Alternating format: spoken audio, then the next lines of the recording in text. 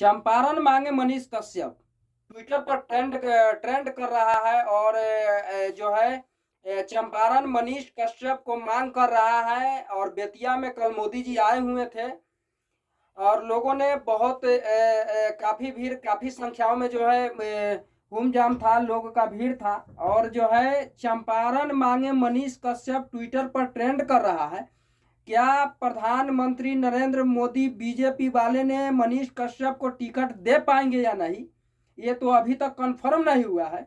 लेकिन चंपारण और बेतिया में मांग है कि यहाँ से मनीष कश्यप को चुनाव लड़ाया जाए और मनीष कश्यप को टिकट दिया जाए, ताकि चंपारण से मनीष कश्यप लड़े जो है और चंपारण की बदलाव हो।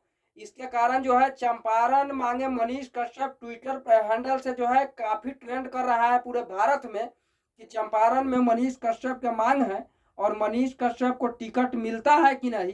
ये तो पहली चरण का टिकट जो है बांट दिया गया है और दूसरी चरण का टिकट जो है बाकी है। अब दूसरी चरण को टिकट बंटाने वाला है। अब किन किन व्यक्तियों को टिकट मिलता है ये तो अभी कन्फर्म नहीं हुआ है।